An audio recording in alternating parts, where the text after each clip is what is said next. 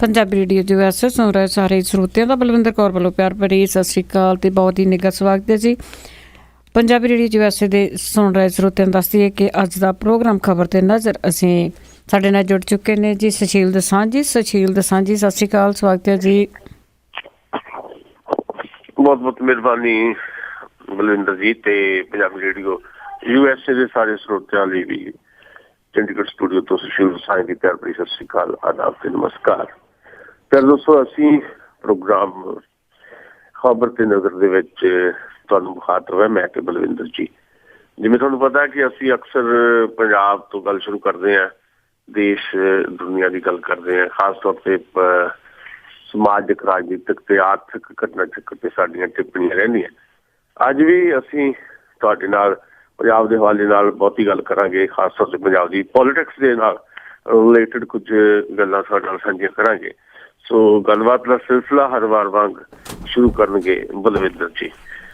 ਅੱਜ ਹੀ ਸਰੋਤਿਓ, ਗੱਲਬਾਤ ਸ਼ੁਰੂ ਕਰਨ ਤੋਂ ਪਹਿਲਾਂ ਧੰਨਵਾਦ ਕਰਨਾ ਚਾਹੁੰਦੇ ਸਾਡੇ ਸਪਾਂਸਰ ਦਾ ਜਿਨ੍ਹਾਂ ਨੇ ਇਸ ਪ੍ਰੋਗਰਾਮ ਨੂੰ ਸਪਾਂਸਰ ਕਰਕੇ ਅੱਗੇ ਤੋਰਿਆ ਜੀ। ਸੂਬੇਦਾਰ ਸਰਜੀਤ ਸਿੰਘ ਖੰਗੂੜਾ ਤੇ ਪਰਿਵਾਰ ਸੈਨੋਜੇ ਤੋਂ ਖਾਲਸਾ ਇੰਸ਼ੋਰੈਂਸ ਏਜੰਸੀ ਜਿਨ੍ਹਾਂ ਦਾ ਫੋਨ ਨੰਬਰ 4082722500 ਸੈਨੋਜੇ ਤੋਂ ਗੁਰਦੀਪ ਸਿੰਘ ਬਿਰਦੀ ਕਲੋਬਸ ਤੋਂ ਨਵਜੋਤ ਕੌਰ ਕਲੋਟੀ ਤੇ ਪਰਿਵਾਰ ਜੁੱਬਾ ਸਿਟੀ ਤੋਂ ਸਤਨਾਮ ਸਿੰਘ ਸ਼ੇਰਗਿੱਲ ਤੇ ਪਰਿਵਾਰ ਸਲਮਾ ਤੋਂ ਸੁਰਿੰਦਰ ਕੌਰ ਧਾਮੀ ਤੇ ਪਰਿਵਾਰ ਸੀਰਜ ਤੋਂ ਰਸ਼ਪਾਲ ਕੌਰ ਖੰਗੂੜਾ ਤੇ ਪਰਿਵਾਰ baker street Baldev Singh Dhaliwal Reno ਤੋਂ ਸੁਰਿੰਦਰ ਸਿੰਘ ਕਾਲੋਂ ਰੈਂਚੋ ਕੋਡੋਵਾ ਤੋਂ ਕਾਬਲ ਸਿੰਘ ਬੈਂਸ ਮੈਡੈਸਟੋ ਤੋਂ ਸੋਢੀ ਸਿੰਘ ਸੈਕਰਾਮੈਂਟੋ ਤੋਂ ਸਰਬਜੀਤ ਸਿੰਘ ਚੋਕਰ ਡਲਕ ਤੋਂ ਬਹੁਤ ਬਹੁਤ ਇਹਨਾਂ ਦੇ ਧੰਨਵਾਦੀ। ਇਹਨਾਂ ਨੇ ਇਸ ਪ੍ਰੋਗਰਾਮ ਨੂੰ ਅੱਗੇ ਤੋਰਿਆ ਜੀ।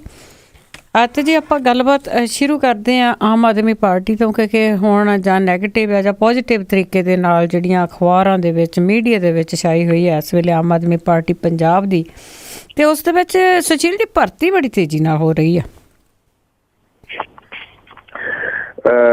ਦੇਖੋ, ਗੱਲ ਇਹ ਹੈ ਕਿ ਪੰਜਾਬ ਦਾ ਜਿਹੜਾ ਪੋਲੀਟੀਕਲ ਸਿਨੈਰੀਓ ਆ ਇਸ ਵੇਲੇ, ਉਹਦੇ 'ਚ ਬੜੀ ਤੇਜ਼ੀ ਦੇ ਨਾਲ ਤੁਸੀਂ ਦੇਖ ਸਕਦੇ ਹੋ ਕਿ ਕੁਝ ਘਟਨਾਵਾਂ ਇੱਦਾਂ ਦੀਆਂ ਵਾਪਰ ਰਹੀਆਂ ਜਿਹਦੇ ਕਰਕੇ ਲੱਗਦਾ ਇਹ ਹੈ ਕਿ ਇਸ ਵਾਰ ਹਿਸਟੋਰੀਕਲ ਈਵੈਂਟ ਹੋਣਗੀਆਂ 2017 ਦੀਆਂ ਸਾਡੀਆਂ ਚੋਣਾਂ ਜਿਹੜੀਆਂ ਪੰਜਾਬ ਵਿਧਾਨ ਸਭਾ ਦੀਆਂ ਹੋਣ ਜਾ ਰਹੀਆਂ, ਤੇ ਪਹਿਲੀ ਵਾਰ ਸ਼ਾਇਦ ਪੰਜਾਬ ਦੇ ਲੋਕ ਜਿਹੜੇ ਹੈ ਉਹ ਕੁਝ ਵੱਖਰੇ ਅੰਦਾਜ਼ ਦੇ ਵਿੱਚ ਵੱਖਰੇ ਤਰੀਕੇ ਨਾਲ ਵੋਟ ਕਰਨਗੇ।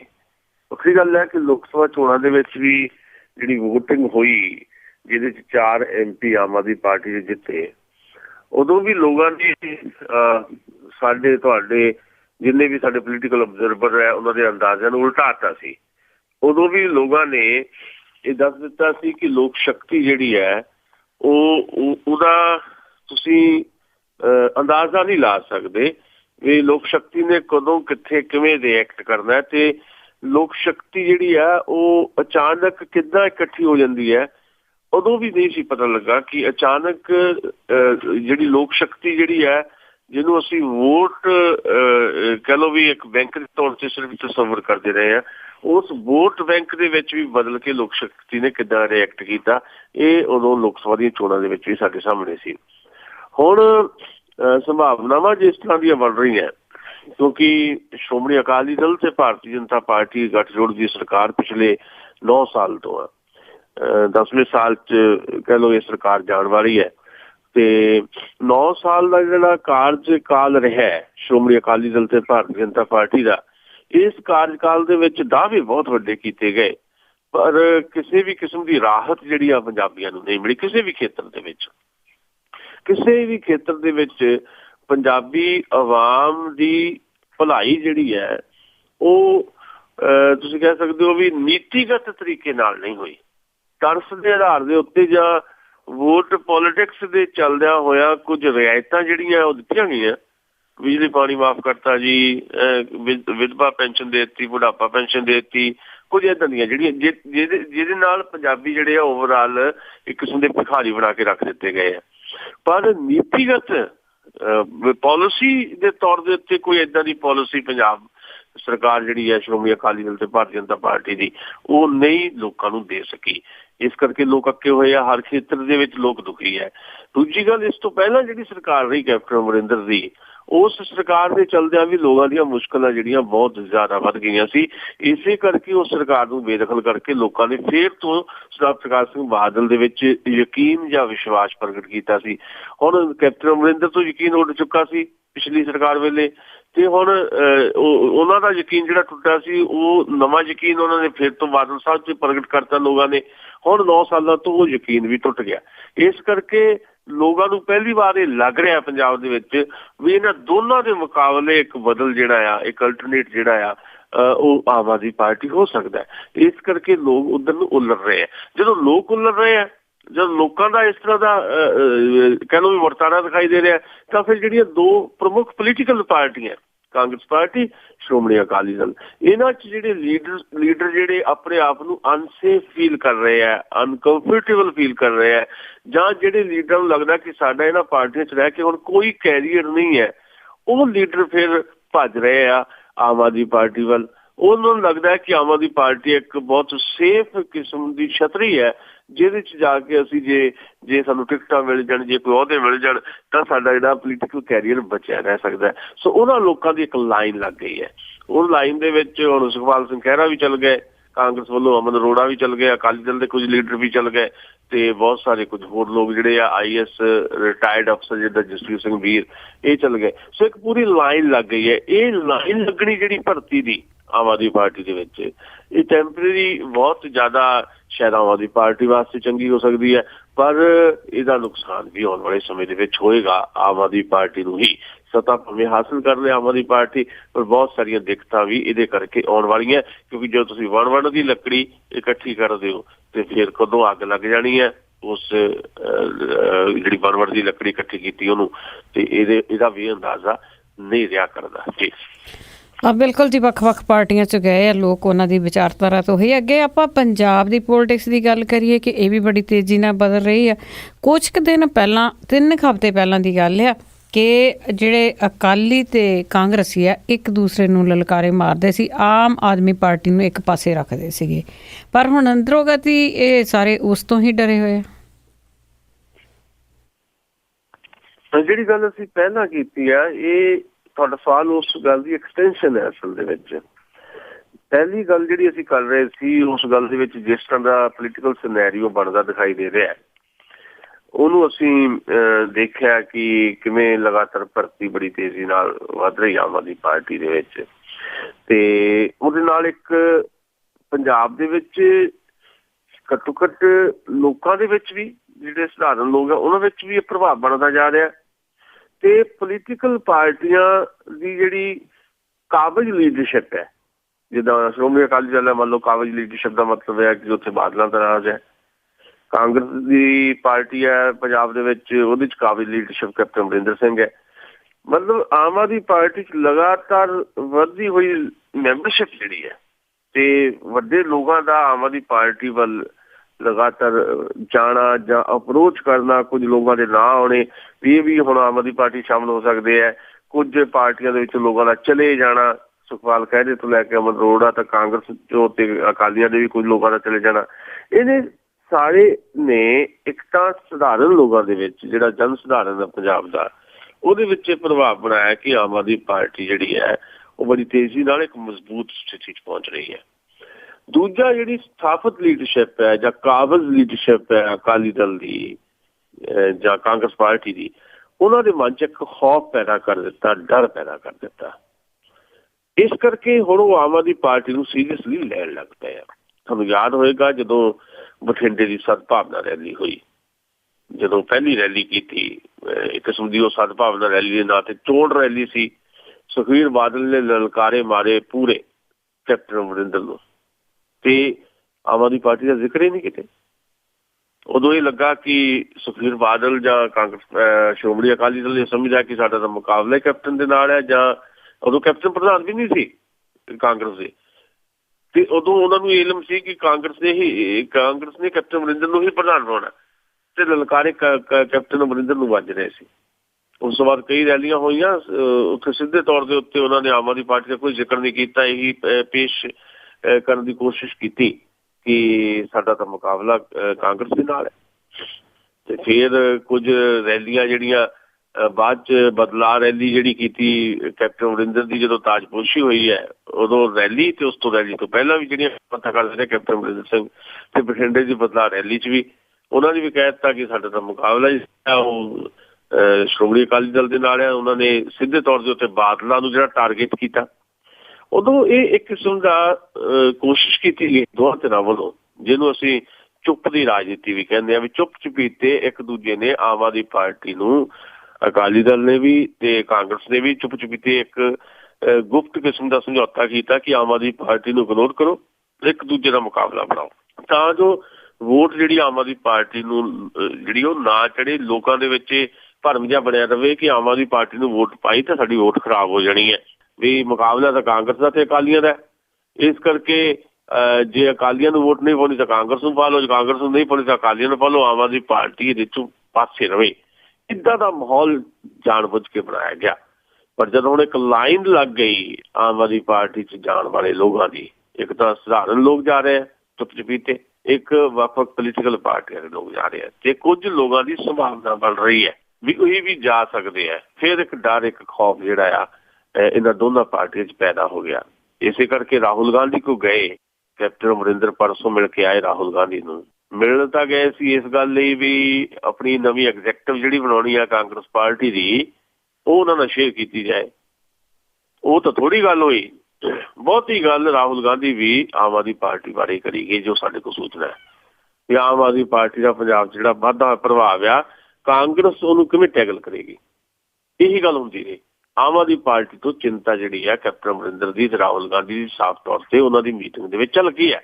ਏਦਾਂ ਹੀ ਕੱਲ ਸ਼੍ਰੋਮਣੀ ਅਕਾਲੀ ਦਲ ਦੀ ਕੋਰ ਕਮੇਟੀ ਦੀ ਮੀਟਿੰਗ ਸੀ। ਉਸ ਮੀਟਿੰਗ ਦੇ ਵਿੱਚ ਸ਼੍ਰੋਮਣੀ ਅਕਾਲੀ ਦਲ ਦੀ ਕੋਰ ਕਮੇਟੀ ਦੀ ਮੀਟਿੰਗ ਦੇ ਵਿੱਚ ਬਕਾਇਦਾ ਇੱਕ ਏਜੰਡੇ ਦੇ ਤੌਰ ਤੇ ਆਮ ਆਦਮੀ ਪਾਰਟੀ ਨੂੰ ਵਿਚਾਰਿਆ ਗਿਆ। ਇੱਕ ਏਜੰਡਾ ਬਣਾ ਕੇ ਆਮ ਆਦਮੀ ਪਾਰਟੀ ਨੂੰ ਵਿਚਾਰਿਆ ਗਿਆ ਕਿ ਕਿੱਦਾਂ ਸਾਡੇ ਜਿਹੜੇ ਲੋਕ ਉਹਨਾਂ ਦੇ ਵਿੱਚ ਇੱਕ ਪ੍ਰਭਾਵ ਜਾ ਰਿਹਾ ਸ਼੍ਰੋਮਣੀ ਅਕਾਲੀ ਦਲ ਦੇ ਲੋਕਾਂ ਦੇ ਵਿੱਚ ਵੀ ਅਕਾਲੀ ਦਲ ਦੀ ਤਾਂ ਹੁਣ ਸਰਕਾਰ ਨਹੀਂ ਬਣਨੀ, ਕਿਉਂ ਨਾ ਫਿਰ ਆਮ ਆਦਮੀ ਪਾਰਟੀ ਜਾਇਆ ਜਾਏ। ਤੇ ਇਸ ਕਰਕੇ ਲੋਕ ਆਮ ਆਦਮੀ ਪਾਰਟੀ ਜਾ ਰਹੇ, ਉਹਨੂੰ ਕਿੱਦਾਂ ਰੋਕਣਾ ਹੈ, ਇਹ ਏਜੰਡਾ ਇੱਕ ਸ਼੍ਰੋਮਣੀ ਅਕਾਲੀ ਦਲ ਦੀ ਕੋਰ ਕਮੇਟੀ ਦੀ ਮੀਟਿੰਗ ਦੇ ਵਿੱਚ ਵਿਚਾਰਿਆ ਗਿਆ। ਸੋ ਇਹਦੇ ਤੋਂ ਪਤਾ ਲੱਗਦਾ ਹੈ ਕਿ ਆਮ ਆਦਮੀ ਪਾਰਟੀ ਦਾ ਬਹੁਤ ਵੱਡੇ ਪੱਧਰ ਦੇ ਉੱਤੇ ਇੱਕ ਪੰਜਾਬ ਦੇ ਵਿੱਚ ਫੈਲਾਅ ਜਿਹੜਾ ਆ ਉਹ ਹੋ ਰਿਹਾ, ਤੇ ਉਸ ਫੈਲਾਅ ਤੋਂ ਚਿੰਤਤ ਹੈ ਹਕੂਮਤੀ ਧਿਰ ਜਿਹੜੀ ਸ਼੍ਰੋਮਣੀ ਅਕਾਲੀ ਦਲ ਤੇ ਬੀਜੇਪੀ ਗਠਜੋੜ ਤੇ ਜਿਹੜੀ ਤੇ ਕਾਂਗਰਸ ਪਾਰਟੀ। ਸੋ ਉਹਨਾਂ ਦੋਨਾਂ ਪਾਰਟੀਆਂ ਨੂੰ ਖਾਸ ਤੌਰ ਦੇ ਉੱਤੇ ਹੱਥਾਂ ਪੈਰਾਂ ਦੀ ਪਈ ਹੋਈ ਹੈ। ਸੋ ਆਮ ਆਦਮੀ ਪਾਰਟੀ ਨੂੰ ਸੀਰੀਅਸਲੀ ਲੈਣ ਦਾ ਇੱਕੋ ਇੱਕ ਕਾਰਨ ਇਹ ਹੈ ਕਿ ਆਮ ਆਦਮੀ ਪਾਰਟੀ ਦੇ ਵਿੱਚ ਭਰਤੀ ਵੀ ਵੱਧ ਰਹੀ ਹੈ ਤੇ ਆਮ ਆਦਮੀ ਪਾਰਟੀ ਦਾ ਲੋਕਾਂ ਦੇ ਵਿੱਚ ਪ੍ਰਭਾਵ ਵੀ ਪੰਜਾਬ ਦੇ ਵਿੱਚ ਅੱਗੇ ਨਾਲੋਂ ਜ਼ਿਆਦਾ ਵਾਧਾ ਦਿਖਾਈ ਦੇ ਰਿਹਾ ਜੀ। ਅਤੇ ਜੀ ਸਾਡੇ ਅੱਜ ਦੇ ਪ੍ਰੋਗਰਾਮ ਨੂੰ ਸਪਾਂਸਰ ਕਰਦੇ ਹਨ fret liner salt lake city Utah ਵਾਲੇ, ਜਿਨ੍ਹਾਂ ਕੋਲ ਹਰ ਤਰ੍ਹਾਂ ਦੇ ਟਰੱਕਾਂ ਦਾ ਵੱਡਾ ਭੰਡਾਰ ਹੈ।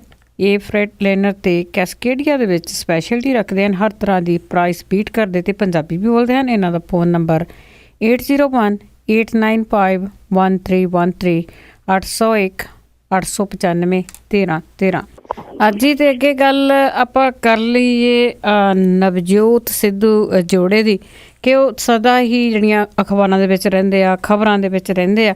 ਪਰ ਪਿਛਲੇ ਕੁਝ ਦਿਨਾਂ ਤੋਂ ਬੀਬੀ ਨਵਜੋਤ ਸਿੱਧੂ ਨੇ ਜਿੰਨੀ ਕੁ ਅਕਾਲੀਆਂ ਤੇ ਜਾਂ ਭਾਜਪਾ ਦੇ ਉੱਤੇ ਬਹੁਤ ਜਿਹੜੀਆਂ ਇਲਜ਼ਾਮ ਲਾਏ ਆ, ਕੀ ਉਸ ਤੋਂ ਕੀ ਸਾਨੂੰ ਦੇਖ ਲੈਣਾ ਚਾਹੀਦਾ ਕਿ ਕਿੱਧਰ ਨੂੰ ਜਾਣ ਵਾਲੇ ਆ? ਦੇਖੋ, ਮੇਰੀ ਆਪਣੀ ਇਹ ਥੋੜੀ ਧਾਰਨਾ ਹੀ ਬਣਦੀ ਰਹੀ ਹੈ ਵਿਸ਼ੇਸ਼ ਤੌਰ ਤੇ ਨਵਜੋਤ ਸਿੰਘ ਸਿੱਧੂ ਜਿਹੜੇ ਆ, ਉਹ ਜੇ ਤੁਸੀਂ ਉਹਨਾਂ ਦਾ ਕ੍ਰਿਕਟ ਦਾ ਜੀਵਨ ਦੇਖੋ, ਬਾਈ ਦ ਵੇ ਕ੍ਰਿਕਟ ਖਿਡਾਰੀ ਰਹੇ ਨੇ, ਭਾਰਤ ਦੇ ਬਹੁਤ ਸਲਾਮੀ ਬੱਲੇਬਾਜ਼ ਦੇ ਤੌਰ ਤੇ ਓਪਨਰ ਜਿਹਨੂੰ ਆਪਾਂ ਕਹਿੰਦੇ ਹਾਂ, ਓਪਨਰ ਇੱਕ ਬੈਟਸਮੈਨ ਦੇ ਤੌਰ ਤੇ ਉਹ ਬਹੁਤ ਹੀ ਜ਼ਿਆਦਾ ਪਾਪੂਲਰ ਰਹੇ ਨੇ ਤੇ ਉਹਨਾਂ ਦਾ ਜਿਹੜਾ ਕੈਰੀਅਰ ਰਿਹਾ ਕ੍ਰਿਕਟ ਦੇ ਵਿੱਚ ਉਹ ਸ਼ਾਨਦਾਰ ਰਿਹਾ।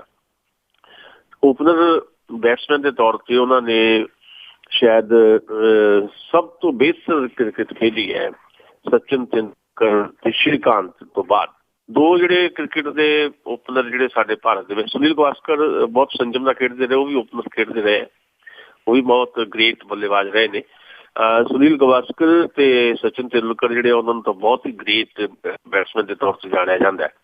ਇਹਨਾਂ ਦੋਨਾਂ ਤੋਂ ਬਾਅਦ ਦੋ ਬੈਟਸਮੈਨ ਹੋ ਰਿਹਾ ਜਿਨ੍ਹਾਂ ਨੇ ਬਹੁਤ ਸ਼ਾਨਦਾਰ ਓਪਨਿੰਗ ਬੈਟਸਮੈਨ ਦੇ ਤੌਰ ਦੇ ਉੱਤੇ ਜਿਹੜਾ ਆਪਣਾ ਕੈਰੀਅਰ ਜਿਹੜਾ ਉਹਨਾਂ ਦਾ ਰਿਹਾ, ਉਹਦੇ 'ਚ ਇੱਕ ਸ਼੍ਰੀਕਾਂਤ ਤੇ ਇੱਕ ਨਵਜੋਤ ਸਿੱਧੂ।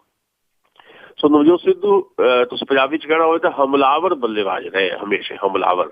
ਤੇ ਜੇ ਤੁਸੀਂ ਉਹਨਾਂ ਦਾ ਟੈਲੀਵਿਜ਼ਨ ਦਾ ਕੈਰੀਅਰ ਦੇਖੋ, ਜਿਹੜਾ ਛੋਟੀ ਸਕਰੀਨ ਦਾ ਕੈਰੀਅਰ ਜਿਹਨੂੰ ਤੁਸੀਂ ਕਹਿੰਦੇ, ਉਹਦੇ ਵਿੱਚ ਵੀ ਉਹ ਬਹੁਤ ਛਾਏ ਰਹੇ ਨੇ, ਹਾਲੇ ਵੀ ਛਾਏ ਹੋਏ ਨੇ ਤੇ ਬਹੁਤ ਹੀ ਬੇਬਾਕ ਅੰਦਾਜ਼ ਦੇ ਵਿੱਚ ਉਹ ਗੱਲਾਂ ਬਾਤਾਂ ਜਿਹੜੀਆਂ ਕਰਦੇ ਰਹੇ ਆ ਆਪਣੇ ਟੈਲੀਵਿਜ਼ਨ ਕੈਰੀਅਰ 'ਚ ਜਾਂ ਟੈਲੀਵਿਜ਼ਨ ਦੇ ਵਿੱਚ ਵੱਖ-ਵੱਖ ਪ੍ਰੋਗਰਾਮਾਂ ਦੇ ਵਿੱਚ ਉਹਨਾਂ ਦੀ ਜਿਹੜੀ ਸ਼ਮੂਲੀਅਤ ਰਹੀ ਹੈ ਉਹ ਵੀ ਬਹੁਤ ਬੇਬਾਕ ਰਹੀ ਹੈ, ਬਹੁਤ ਵਧੀਆ ਬੋਲਦੇ ਨੇ ਉਹ। ਤੇ ਇੱਕ ਕੈਰੀਅਰ ਉਹਨਾਂ ਦਾ ਆਪਣੇ ਕ੍ਰਿਕਟ ਜੀਵਨ ਦੇ ਵਿੱਚ ਕ੍ਰਿਕਟ ਖਿਡਾਰੀ ਦੇ ਤੌਰ ਤੇ ਜਦੋਂ ਖਤਮ ਹੋ ਜਾਂਦਾ ਤੇ ਫਿਰ ਉਹ ਕ੍ਰਿਕਟ ਦੇ ਕਮੈਂਟੇਟਰ ਦੇ ਤੌਰ ਦੇ ਉੱਤੇ ਦੁਨੀਆ ਭਰ ਦੇ ਵਿੱਚ ਮਸ਼ਹੂਰ ਰਹੇ ਨੇ ਤੇ ਉੱਥੇ ਵੀ ਬਹੁਤ ਹੀ ਤੇਜ਼ ਤਰਾਰ ਤਰੀਕੇ ਦੇ ਨਾਲ ਹਿੰਦੀ ਤੇ ਅੰਗਰੇਜ਼ੀ 'ਚ ਉਹਨਾਂ ਦੀ ਕਮੈਂਟਰੀ ਜਿਹੜੀ ਉਹ ਮਸ਼ਹੂਰ ਰਹੀ ਹੈ। ਉਸ ਤੋਂ ਬਾਅਦ ਜਦੋਂ ਪੋਲੀਟਿਕਸ ਦੇ ਵਿੱਚ ਆਏ ਆ ਤੇ 3 ਵਾਰ ਮੈਂਬਰ ਪਾਰਲੀਮੈਂਟ ਰਹੇ ਅੰਮ੍ਰਿਤਸਰ ਤੋਂ। ਐਤਕਾਂ ਉਹਨਾਂ ਨੂੰ ਟਿਕਟ ਨਹੀਂ ਮਿਲਿਆ, ਉੱਥੋਂ ਅਰੁਣ ਜੇਟਲੀ ਨੂੰ ਲੜਾਇਆ ਗਿਆ ਤੇ ਅਰੁਣ ਜੇਟਲੀ ਹਾਰ ਕੇ ਕੈਪਟਨ ਅਮਰਿੰਦਰ ਜਿੱਤੇ। ਪਰ ਜਿਹੜੇ 3 ਵਾਰ ਉਹ ਜਿੱਤੇ ਤੇ 3 ਵਾਰ ਉਹ ਮੈਂਬਰ ਪਾਰਲੀਮੈਂਟ ਦੇ ਤੌਰ ਤੇ ਜਿਹੜਾ ਉਹਨਾਂ ਦਾ ਕੰਮ ਰਿਹਾ ਪਾਰਲੀਮੈਂਟ ਦੇ ਵਿੱਚ ਵੀ ਤੇ ਪਾਰਲੀਮੈਂਟ ਤੋਂ ਬਾਹਰ ਵੀ, ਅੰਮ੍ਰਿਤਸਰ ਦਾ ਕੋਈ ਵਿਕਾਸ ਕਰਨ ਦੇ ਵਿੱਚ ਬਹੁਤ ਵੱਡੀ ਭੂਮਿਕਾ ਨਿਭਾਈ ਹੋਵੇ ਨਾ ਨਿਭਾਈ ਹੋਵੇ, ਪਰ ਪੋਲੀਟੀਕਲ ਸੀਨ ਜਿਹੜਾ ਉਹਨਾਂ ਦਾ ਤੁਸੀਂ ਦੇਖਦੇ ਹੋ ਤੇ ਉਹਦੇ ਵਿੱਚ ਵੀ ਬਹੁਤ ਬਿਹਤਰ ਤਰੀਕੇ ਨਾਲ ਆਪਣੀ ਗੱਲ ਨੂੰ ਡਿਲੀਵਰ ਕਰਨ ਦਾ ਜਿਹੜਾ ਹੁਨਰ ਹੈ ਉਹ ਨਵਜੋਤ ਸਿੱਧੂ ਕੋਲ ਹੈ। ਇਹ ਤਿੰਨੇ ਚਾਰੇ ਗੱਲਾਂ ਜਦੋਂ ਅਸੀਂ ਕਰ ਰਹੇ ਹਾਂ ਉਹਦੇ 'ਚ ਉਹਨਾਂ ਨੇ ਆਪਣੀ ਹਮਲਾਵਰ ਰੁਖ ਅਖਤਿਆਰ ਕਰਦਿਆਂ ਹੋਇਆ ਵੀ ਆਪਣਾ, ਚਾਹੇ ਉਹ ਕ੍ਰਿਕਟ ਦਾ ਜੀਵਨ ਹੈ, ਚਾਹੇ ਕ੍ਰਿਕਟ ਕਮੈਂਟਰੀ ਦਾ ਜੀਵਨ ਹੈ, ਚਾਹੇ ਟੈਲੀਵਿਜ਼ਨ ਸਕਰੀਨ ਦਾ ਜੀਵਨ ਹੈ, ਚਾਹੇ ਪੋਲੀਟਿਕਸ ਦਾ ਜੀਵਨ ਹੈ, ਉਹਦੇ 'ਚ ਇੱਕ ਹਮਲਾਵਰ ਰੁਖ ਅਪਣਾਉਂਦਿਆਂ ਹੋਇਆ ਵੀ ਇੱਕ ਸੇਫ ਗੇਮ ਖੇਡੀ ਹੈ, ਸੇਫ ਗੇਮ। ਉਹ ਸੇਫ ਗੇਮ ਹੁਣ ਵੀ ਉਹ ਖੇਡਣਾ ਚਾਹੁੰਣਗੇ। ਸੋ ਇਸ ਕਰਕੇ ਮੇਰੀ ਇਹ ਧਾਰਨਾ ਬਣਦੀ ਰਹੀ ਹੈ ਕਿ ਉਹ ਬਹੁਤ ਸੋਚ ਸਮਝ ਕੇ ਹੀ ਭਾਰਤੀ ਜਨਤਾ ਪਾਰਟੀ ਨੂੰ ਛੱਡ ਕੇ ਕਿਸੇ ਹੋਰ ਪਾਰਟੀ ਨੂੰ ਜੁਆਇਨ ਕਰਨਗੇ। ਇਸ ਕਰਕੇ ਮੈਂ ਬਹੁਤ ਵਾਰ ਇਹ ਵੀ ਗੱਲ ਸ਼ਾਇਦ ਕਹੀ ਹੈ ਆਪਣੇ ਇਸ ਪ੍ਰੋਗਰਾਮ ਦੇ ਵਿੱਚ ਵੀ ਸੰਭਾਵਨਾ ਉਹਨਾਂ ਦੀ ਇਹ ਵੀ ਹੈ ਕਿ ਉਹ ਜੇ 5-4 ਸਾਲ ਉਡੀਕ ਕਰ ਲੈਣ, ਵੀ 5-4 ਸਾਲ ਜੇ ਉਹਨਾਂ ਦੇ ਮਨ 'ਚ ਇਹੀ ਹੈ ਕਿ ਪੰਜਾਬ ਦੀ ਪੋਲੀਟਿਕਸ ਕਰਨੀ ਹੈ ਤੇ ਪੰਜਾਬ ਦਾ ਮੁੱਖ ਮੰਤਰੀ ਬਣਨਾ, ਫਿਰ 5-4 ਸਾਲ ਉਹਨਾਂ ਨੂੰ ਉਡੀਕ ਕਰਨੀ ਪਏਗੀ ਤੇ ਉਹ ਕਾਂਗਰਸ ਪਾਰਟੀ ਨੂੰ ਜੁਆਇਨ ਕਰਨਗੇ। ਮੇਰੀ ਇਹ ਧਾਰਨਾ ਰਹੀ ਹੈ ਕਿਉਂਕਿ ਕਾਂਗਰਸ ਪਾਰਟੀ ਦੇ ਕੈਪਟਨ ਅਮਰਿੰਦਰ ਦਾ ਯੁੱਗ ਜਿਹੜਾ 5 ਸਾਲ ਹੋ ਰਿਹਾ, ਕੈਪਟਨ ਅਮਰਿੰਦਰ ਦਾ ਯੁੱਗ ਖਤਮ ਹੋ ਜਾਣਾ, ਫਿਰ ਉਹਨਾਂ ਨੂੰ ਨਵਾਂ ਫੇਸ ਚਾਹੀਦਾ ਹੋਏਗਾ। ਉਹ ਨਵਾਂ ਫੇਸ ਮਨਪ੍ਰੀਤ ਬਾਦਲ ਵੀ ਹੋ ਸਕਦਾ ਹੈ, ਉਹ ਨਵਾਂ ਸੇਫ ਫੇਸ ਜਿਹੜਾ ਹੈ ਨਵਜੋਤ ਸਿੱਧੂ ਵੀ ਹੋ ਸਕਦਾ ਹੈ। ਪਰ ਇੱਥੇ ਸਿਰਫ ਕਹਿ ਲਓ ਵੀ ਜਿਹੜੀ ਪਰਸਨੈਲਿਟੀ ਹੈ ਉਹਦਾ ਟਕਰਾਅ ਦੇਖਣ ਨੂੰ ਆ ਸਕਦਾ, ਕਿਉਂਕਿ ਮਨਪ੍ਰੀਤ ਬਾਦਲ ਬਾਰੇ ਵੀ ਆਪਾਂ ਗੱਲ ਕਰਾਂਗੇ। ਮਨਪ੍ਰੀਤ ਬਾਦਲ ਵੀ ਕਾਂਗਰਸ ਪਾਰਟੀ ਜੁਆਇਨ ਕਰਨ ਦੀ ਪੋਜੀਸ਼ਨ 'ਚ ਇਸ ਵੇਲੇ ਹੈਗੇ ਆ ਤੇ ਇਸ ਕਰਕੇ ਸ਼ਾਇਦ ਇਹ ਦਿੱਕਤ ਹੋ ਸਕਦੀ ਹੈ। ਪਰ ਜੇ ਫੌਰੀ ਤੌਰ ਦੇ ਉੱਤੇ ਕੋਈ ਰਿਜ਼ਲਟ ਚਾਹੁੰਦੇ ਆ ਨਵਜੋਤ ਸਿੱਧੂ, ਫਿਰ ਉਹਨਾਂ ਨੂੰ ਸਭ ਤੋਂ ਜ਼ਿਆਦਾ ਆਮ ਆਦਮੀ ਪਾਰਟੀ ਜਿਹੜੀ ਹੈ ਉਹ ਮੁਫੀਦ ਰਹੇਗੀ, ਕਿਉਂਕਿ ਇਸ ਵੇਲੇ ਜੇ ਉਹ ਕਾਂਗਰਸ ਨੂੰ ਜੁਆਇਨ ਕਰਦੇ ਆ ਤਾਂ ਫਿਰ ਕੈਪਟਨ ਅਮਰਿੰਦਰ ਦੀ ਜਿਹੜੀ ਸਰਪ੍ਰਸਤੀ ਹੈ ਉਹ ਉਹਨਾਂ ਨੂੰ ਕਬੂਲ ਕਰਨੀ ਪਏਗੀ।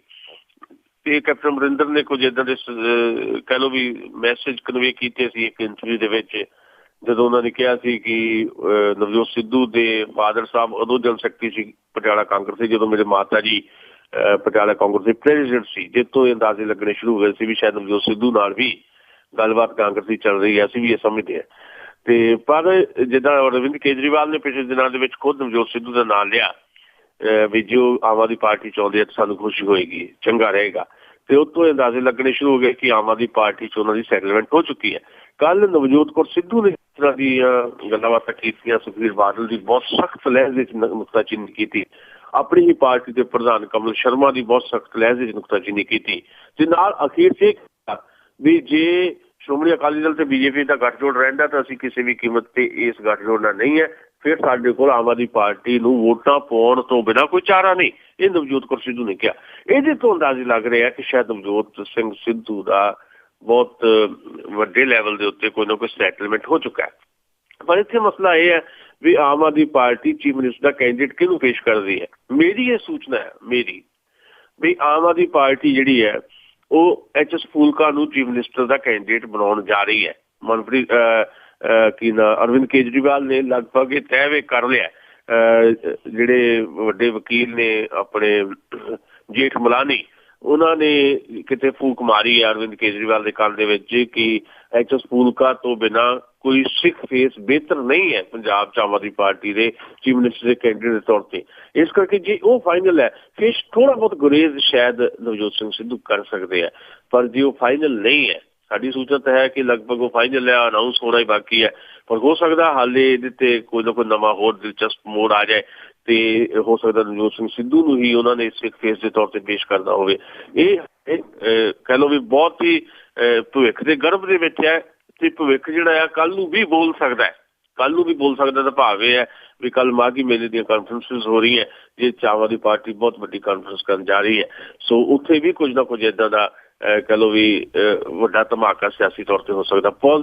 पॉसिबिलिटी कुछ भी है, ये पॉसिबिलिटी इस करके कुछ भी है क्योंकि अज की जिहड़ी पॉलिटिक्स है समेत आम आदमी पार्टी दे कांग्रेस श्रोमणी अकाली दल बीजेपी बाकी खेतरी पार्टियां समेत आम आदमी पार्टी दे टोटल पॉलिटिक्स जिहड़ी है वो मौके की पॉलिटिक्स हो चुकी है, मौका प्रस्ती की सियासत हो चुकी है। सो पॉसिबिलिटी कुछ भी है, कल नूं कुछ भी वापर सकता है।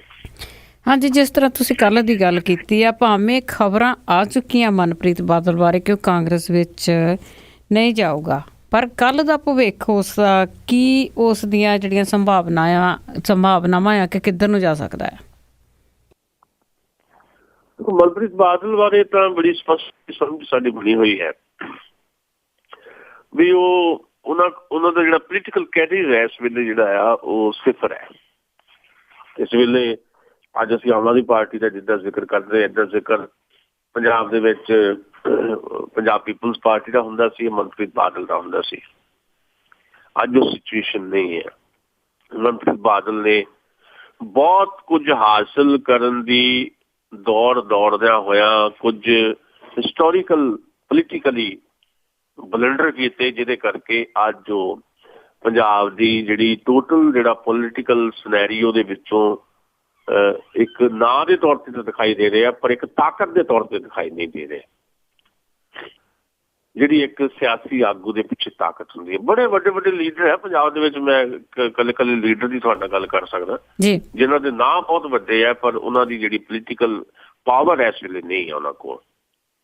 उन्हां पावर तो मतलब ये नहीं हुंदा भी तुसीं हुकूमत च आ गए वो पावर है। पावर का मतलब हुंदा कि तुसीं हुकूमत च नहीं, उहदे बावजूद तुहाडे पिछे एक ताकत है।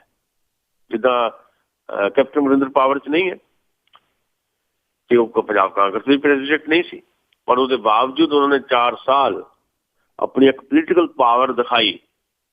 राहुल गांधी के खिलाफ भी बोलिया, उसके बावजूद हाईकमान समेत राहुल गांधी दे उसे कैप्टन अमरिंदर नूं प्रधान बनाने वास्ते मजबूर हुई।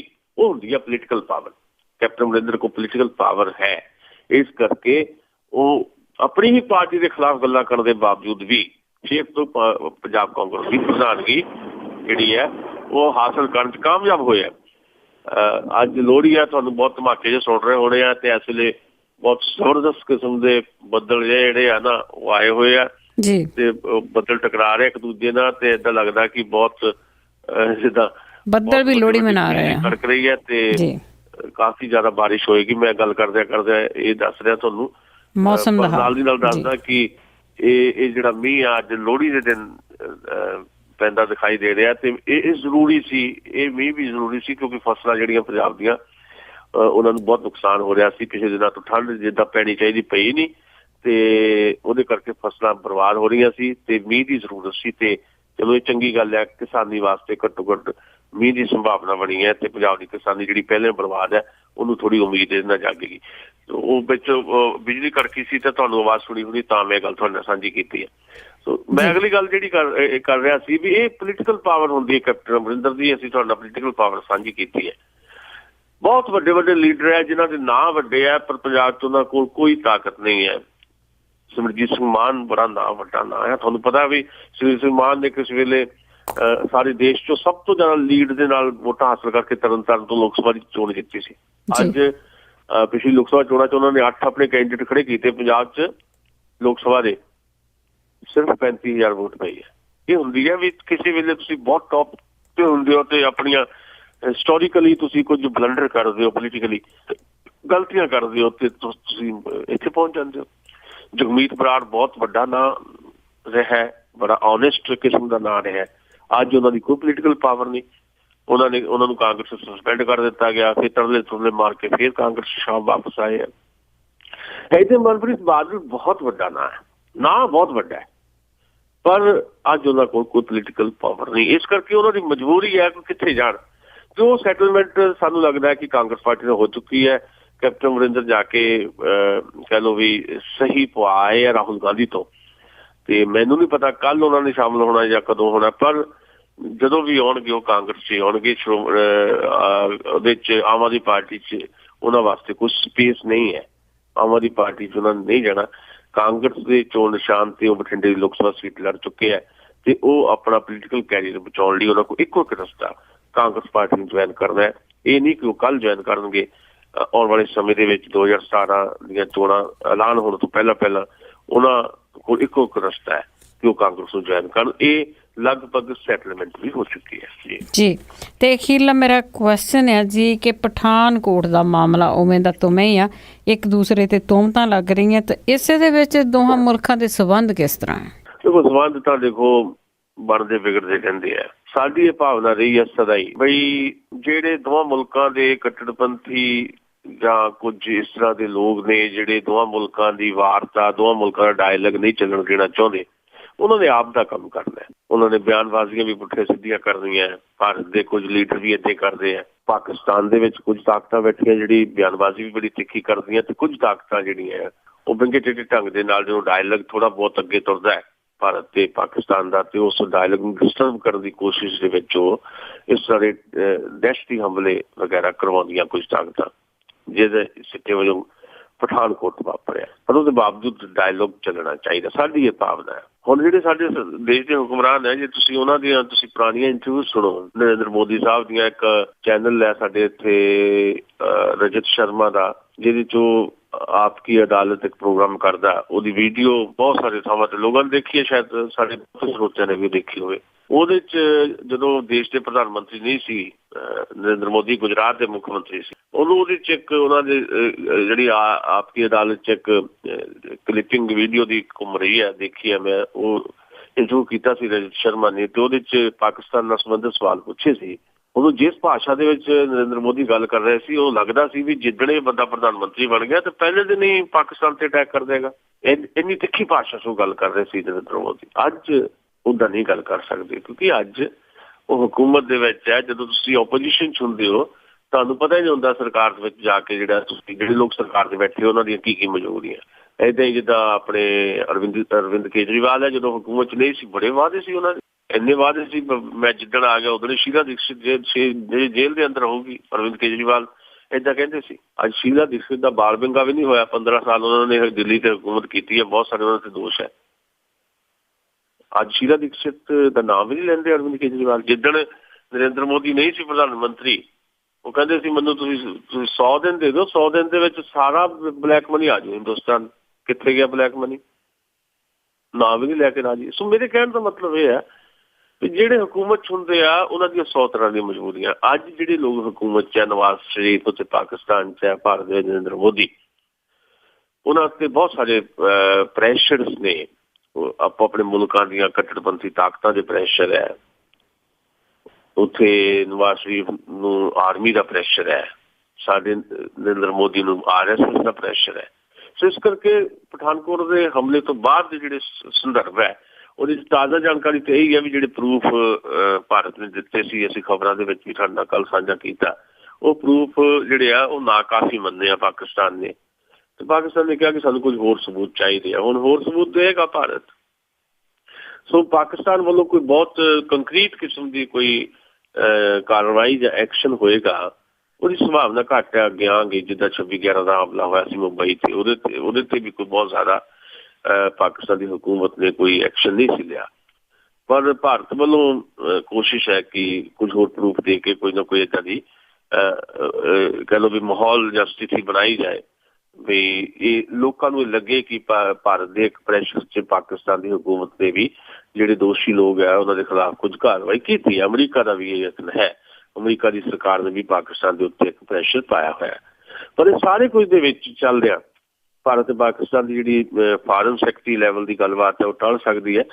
ਪਰ ਅਸੀਂ ਸਮਝਦੇ ਹਾਂ ਕਿ ਡਾਇਲੌਗ ਚੱਲਣਾ ਚਾਹੀਦਾ। ਦੋਵਾਂ ਮੁਲਕਾਂ ਦੇ ਸੰਬੰਧ ਕਿਸੇ ਨਾ ਕਿਸੇ ਲੈਵਲ ਦੇ ਉੱਤੇ ਗੱਲਬਾਤ ਦੇ ਨਾਲ, ਸੰਵਾਦ ਦੇ ਨਾਲ ਬਿਹਤਰ ਬਣਨ ਦੀ ਦਿਸ਼ਾ ਵਿੱਚ ਜਿਹੜੇ ਆ ਜਾਣੇ ਚਾਹੀਦੇ ਆ।